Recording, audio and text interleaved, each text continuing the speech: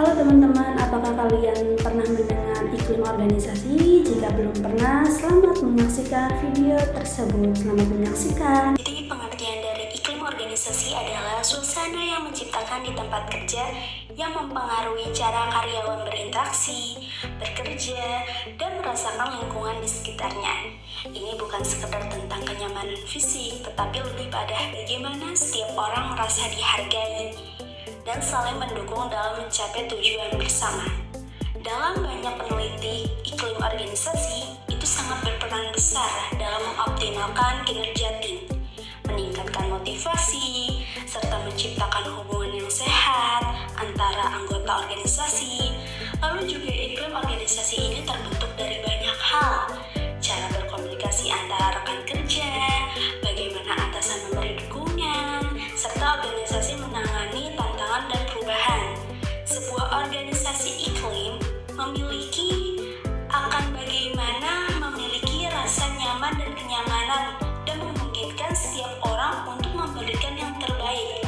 Lebih dari itu, iklim organisasi itu juga memberikan hal yang positif untuk pembentukan budaya organisasi yang kuat, yang mempunyai tujuan organisasi itu sendiri. Selanjutnya, iklim organisasi juga mempunyai tujuan, yaitu organisasi dengan iklim yang baik juga akan memiliki tingkat turnover yang lebih rendah. Karena karyawan merasa lebih puas dan lebih setia pada organisasi, mereka merasa ada hubungan emosional dengan tempat kerja yang membuat mereka ingin terus berkembang bersama organisasi. Ini juga berkontribusi pada retensi talenta yang lebih baik, karena karyawan merasa bahwa mereka bagian dari keluarga besar yang mendukung satu sama lain. Nah, selanjutnya, iklim organisasi juga mempunyai faktor-faktor, yaitu banyak faktor yang mempengaruhi iklim organisasi. Pertama, gaya kepemimpinan yang diterapkan oleh atasan. Pemimpin yang terbuka, adil, dan mendengar masuk karyawan akan menciptakan iklim yang positif.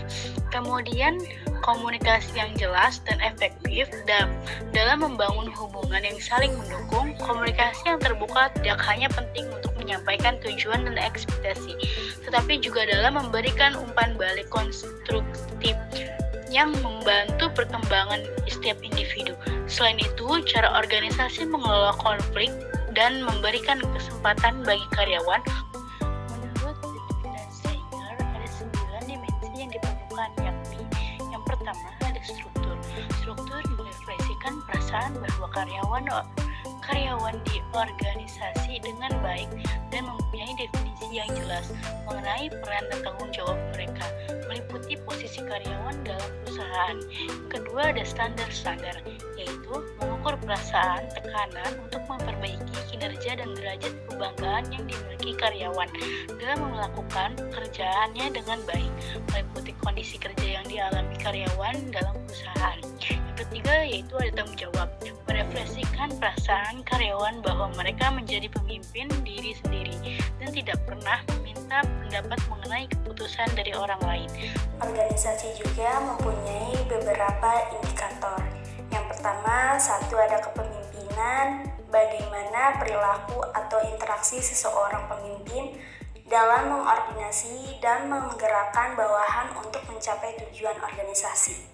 Lalu yang kedua, kepercayaan, adanya sikap atau saling percaya antara karyawan dan pemimpin dengan tetap mengembangkan dan mempertahankan hubungan dengan keyakinan dan kepercayaan. Yang ketiga adalah pembuatan keputusan bersama atau dukungan. Para karyawan semua ditingkatkan organisasi harus diajak dengan komunikasi, konsultasi mengenai semua masalah atau kebijakan. Pendekatan iklim organisasi menurut James dan Jones dalam Townsend dan Smith 1994-4555 membagi iklim organisasi dalam 3 pendekatan, yaitu A. Multiple Measurement Organizational Approach. Pendekatan ini memandang bahwa iklim organisasi adalah serangkaian karakteristik deskriptif dari organisasi yang mempunyai 3 sifat, yaitu relatif tetap selama periode tertentu, berbeda antara organisasi satu dengan organisasi lainnya, serta mempengaruhi perilaku orang yang berada dalam organisasi tersebut. Faktor-faktor utama yang mempengaruhi adalah ukuran, struktur, kompleks, sistem, gaya kepemimpinan, dan arah tujuan organisasi. B. Perceptual Measurement Organizational Attribute Approach. Pendekatan ini juga memandang iklim organisasi sebagai atribut organisasi, tetapi pendekatan ini lebih menekankan penggunaan pengukuran persepsi daripada pengukuran secara objektif seperti ukuran dan struktur organisasi. C. Perceptual Measurement Individual Approach. Pendekatan ini memandang iklim sebagai serangkaian ringkasan atau persepsi global yang mencerminkan sebuah interaksi antara kejadian yang nyata dalam organisasi dan persepsi terhadap kejadian tersebut. Jadi iklim organisasi merupakan suasana psikologis yang terciptanya dari interaksi antara struktur, kepemimpinan, budaya kerja. Lalu iklim berperan penting untuk membentuk motivasi dan kinerja karyawan.